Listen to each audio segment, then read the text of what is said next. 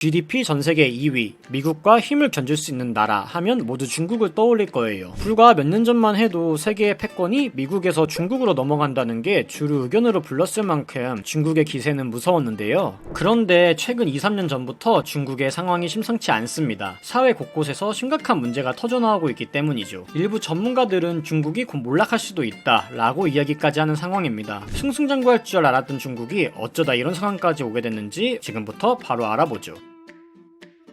여러분, 탕평족이라고 들어보셨나요? 탕평족은요, 중국의 신주어입니다. 중국의 청년층이 공산당의 경제 폭거에 대한 저항으로 소비도 그리고 근로도 하지 않고 최소한의 생계만 유지하면서 대부분의 시간을 집에서 누워서 보내는 것을 말합니다. 일본으로 치면 사토리 세대, 우리나라로 치면 M4 세대와 비슷한 개념이죠. 이 탕평족은 20-30대 가난한 도시 청년들이 주를 이루고 있는데요. 이들은 경제활동 자체를 하지도 않고 취업을 할 의사도 없습니다. 이 숫자가 점점 많아지자 중국 정부에서도 이를 골칫덩이로 여기고 있고, 최근에는 심지어 40대까지 탕평족으로 변해가면서 상당한 골머리를 앓고 있는 상황입니다.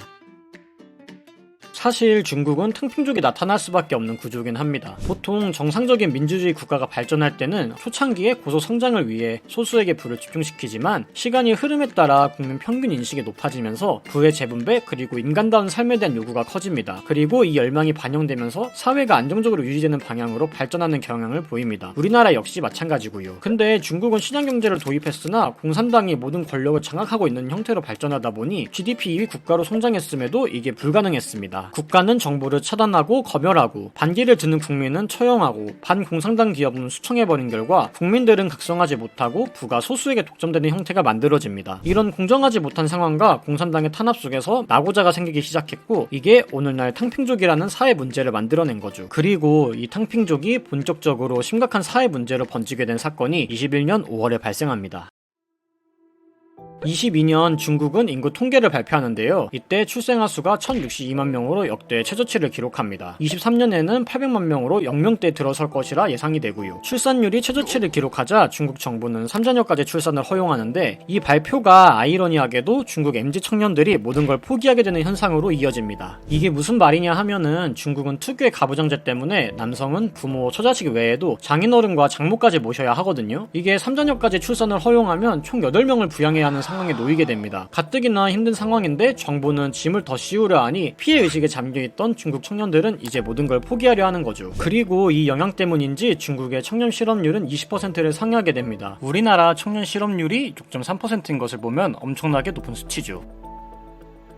이런 상황에서 그나마 자수성가를 하려면 삶을 보장할 수 있을 정도로 소득이 좋던지, 아니면 부동산, 주식 등 투자활동을 통해 자산을 늘려야 하는데 그게 쉽지 않습니다. 중국이 GDP로는 전세계 2등일지 몰라도 1인당 GDP는 11,000달러에 불과하거든요. 대한민국은 약 33,000달러로 중국의 3배고요. 중국 국민 대다수는 가뜩이나 먹고 살 돈도 부족한데 부동산 가격은 천정부지로 높습니다. 예를 들어 선전시의 가구 소득 대비 집값 비율은 43.5거든요. 이는 43년간 월급을 한 푼도 쓰지 않고 모아야 선전에 집 한 채를 겨우 살 수 있는 거죠. 참고로 우리나라 서울의 경우 PIR이 10.8로 조사되었는데요. 우리나라 집값도 한가닥 한다고 알려져 있는데 중국은 정말 어마어마한 거죠. 그리고 최근 미중 무역 갈등으로 중국에서 미국 등 해외 기업들이 빠져나가고 있는데요. 이 때문에 취업은 점점 어려워지고 있습니다. 그리고 취업을 해도 문제인 게, 아까 전에 중국은 감시와 통제로 인해 국민 인식이 각성하지 못했다고 했잖아요. 그렇다 보니 아직까지도 국민들은 노동 착취를 당하고 있습니다. 중국에는 996이라고 불리는 특유의 문화가 있는데요. 이게 주 6일 아침 9시 출근, 밤 9시 퇴근하는 노동 문화를 뜻하는데, 이런 취약한 환경 때문에 정신질환 유병률도 높아지고 있습니다. 이게 중국 청년들이 취업을 안 하고 탕평족이 되는 이유이기도 하고요. 이런 상황에서 최근 중국에서 묻지마 범죄가 늘어나고 있는데 대부분이 청년층, 그 중에서도 탕평족인 경우가 부지기수라고 합니다.